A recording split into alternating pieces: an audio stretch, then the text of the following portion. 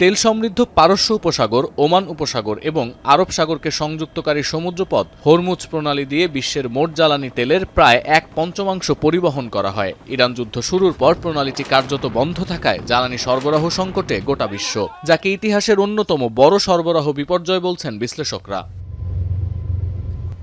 এখন প্রশ্ন ওঠে, বিশ্ববাজারে তেলের দামের যে অস্থিরতা সৃষ্টি হয়েছে তা কি দীর্ঘমেয়াদী সংকটে রূপ নিতে যাচ্ছে, নাকি এর প্রভাব সাময়িক? জ্বালানি বিশেষজ্ঞরা মনে করেন, এই যুদ্ধ যদি খুব দ্রুত শেষ হয়, তারপরও জাহাজ পরিবহনের খরচ বেড়ে যাওয়া এবং ইরানের শুল্কের কারণে অন্তত চলতি বছর পর্যন্ত বৈশ্বিক এই জ্বালানি সরবরাহ সংকট থেকেই যাবে। এবং এখানে অনিশ্চয়তা সৃষ্টি হয়, জাহাজীকরণের যে কস্ট বেড়ে গেছে সেই ইম্প্যাক্টটা কিন্তু যুদ্ধ যদি কালো বন্ধ হয়ে যায় তাহলেও কিন্তু অন্তত এই বছর ব্যাপী থাকবে এবং তার থেকেও বেশি দীর্ঘায়িত হতে পারে। ইরানের সাম্প্রতিক হামলায় কাতারের রাস লাফান শিল্পনগরীর গুরুত্বপূর্ণ এলএনজি উৎপাদন ও সংরক্ষণ স্থাপনাগুলো ক্ষতিগ্রস্ত হয়। এর জেরে কাতার থেকে বিশ্ববাজারে তরলীকৃত প্রাকৃতিক গ্যাস সরবরাহ ব্যাহত হওয়ার ঝুঁকি তৈরি হয়েছে। বিশ্লেষকরা মনে করেন, কাতার ছাড়াও বিকল্প উপায়ে যুক্তরাষ্ট্র বা অন্যান্য দেশ থেকে এলএনজি কিনতে হলে পরিশোধ করতে হবে স্পট প্রাইস, যা স্বাভাবিক দামের চেয়ে অনেক বেশি। ফলে এলএনজি সেক্টরেও আর্থিক ক্ষতির মুখে পড়বে বিশ্ব। কাতারের এই এলএনজি স্থাপনাগুলি যে জায়গায়, রাস রাফান, সেখানে আমি কিছুদিনের জন্য কাজ করেছি।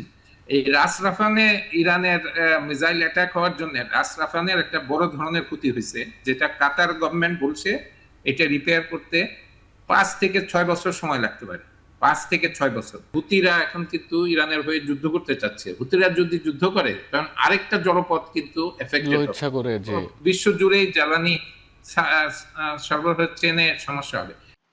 রাতারাতি এই সংকটের কারণে শুধু উন্নয়নশীল দেশ নয়, জ্বালানি আতঙ্কে বিপর্যস্ত পশ্চিমা দেশগুলো অলরেডি তো এফেক্টেড হয়েছে। আপনি যদি পশ্চিম ইউরোপের দেশগুলি বলেন, ওরা জ্বালানির উচ্চ মূল্য এবং বিশেষ করে সাপ্লাই চেইন ডিসরাপ্টেড হয়, ওইসব দেশগুলিতে কিন্তু অনেক ধরনের এখন প্যানিক এসে গেছে এবং ওরা চাচ্ছে যে যুদ্ধটা যাতে শেষ হয়ে যায়। বিশ্লেষকরা মনে করেন, এই সংকট আবারও চোখে আঙুল দিয়ে দেখিয়ে দিচ্ছে জীবাশ্ম জ্বালানির ওপর অতি নির্ভরশীলতা কতটা বিপজ্জনক। ফলে শুধু সংকট নয়, পরিবেশের কথা মাথায় রেখেও নবায়নযোগ্য জ্বালানি খাতে বরাদ্দ বাড়ানোর পরামর্শ তাদের। সতীর্থ কর্মকার, এখন বিশ্ব।